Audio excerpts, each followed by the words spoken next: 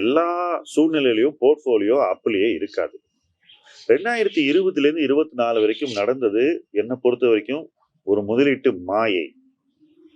எதை வாங்கினாலும் மேல போகும், எப்படி வேணா பணம் பண்ணலாம் அப்படிங்கிறது முதலீட்டு உலகத்துல என்னைக்குமே நிலைத்தது இல்லை. ஆனால் இந்திய முதலீட்டு சந்தையில் மிக அதிகப்படியான முதலீட்டாளர்கள் நுழைந்து அத்தகைய அனுபவத்தை இந்த 4 ஆண்டுகள்ல அனுபவித்துத்தான் அப்படிப்பட்ட ஒரு மாயை தொடரும் என்ற எதிர்பார்ப்பை உருவாக்கியது. இந்த எதிர்பார்ப்பை உருவாக்கியதில் இன்ஃப்ளூயன்சர்ஸ்க்கு பெரும் பங்கு இருக்கு. பணம் சம்பாதிப்பது பங்கு சந்தையில் ரொம்ப சுலபம். யார் வேண்டுமானாலும் எப்படி வேண்டுமானாலும் சம்பாதிக்கலாம், வேண்டுமானால் சூதாடலாம் அல்லது முதலீடு செய்யலாம். எல்லாவற்றுக்கும் ஒரு வழி இருக்கு, வாங்க நான் சொல்லித்தரேன் அப்படின்னு ஒரு மிகப்பெரிய கூட்டம் கிளம்பியது. அந்த கூட்டம் பெரும் வெற்றியும் கண்டது. அதை நம்ம ஒப்புக்குதான் வேணும்.